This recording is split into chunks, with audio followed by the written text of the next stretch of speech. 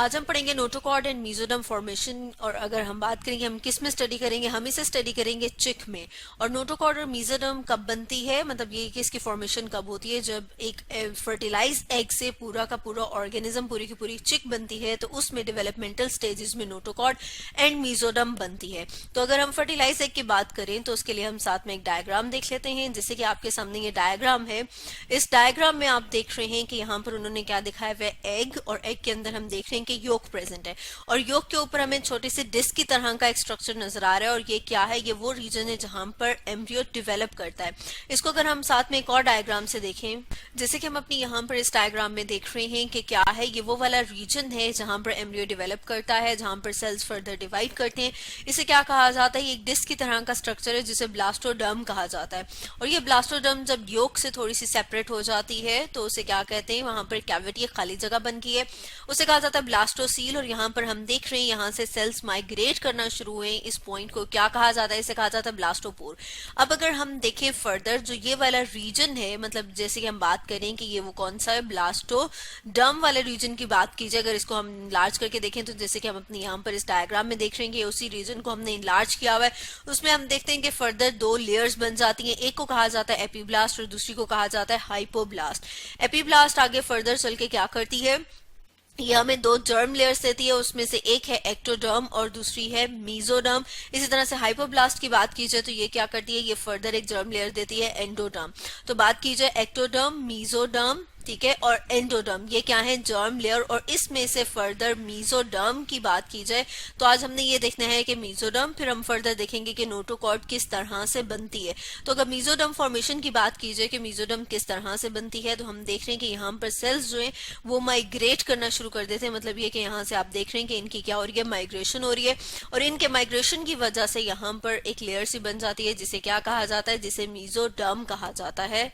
साथ में हम यहाँ पर देख रहे हैं कि सेल्स के माइग्रेशन की वजह से क्या हो रहा है, एक लाइन सी डेवलप हो रही है। आप देख रहे हैं कि ये जो स्ट्रक्चर है इसे क्या कहा जाता है, इसे प्रिमिटिव स्ट्रीक कहा जाता है। अब अगर हम नोटोकॉर्ड की बात करें तो जैसे कि हम अपनी यहाँ पर इस डायग्राम में देख रहे हैं कि जब हम देख रहे हैं कि प्रिमिटिव स्ट्रीक बनती है तो उसके साथ यहाँ पर हम देख रहे हैं कि एग्रीगेट हो जाते हैं सेल्स, मतलब ये कि इकट्ठे हो जाते हैं और एक लोकल सी थिकनिंग बन जाती है। मतलब यहाँ पे थिक हो गए, थोड़ा सा मोटा हो गया ये वाला एरिया, जिसे क्या कहा जाता है, जिसे हेंसन नोड कहा जाता है। अब अगर इस हेंसन नोड की बात की जाए कि ये फर्दर आगे क्या करता है, तो हेंसन नोड जो है वो वाला एरिया जहां से सेल्स फर्दर अंदर की तरफ पुश होते हैं और वहां से एक रॉड की तरह का स्ट्रक्चर बनाते हैं। उसके लिए हम साथ में एक और डायग्राम देख लेते हैं, जैसे कि हम यहाँ पर अपनी इस डायग्राम में देख रहे हैं कि ये रॉड की तरह का स्ट्रक्चर है जिसे क्या कहा जाता है, जिसे नोटोकॉर्ड कहा जाता है।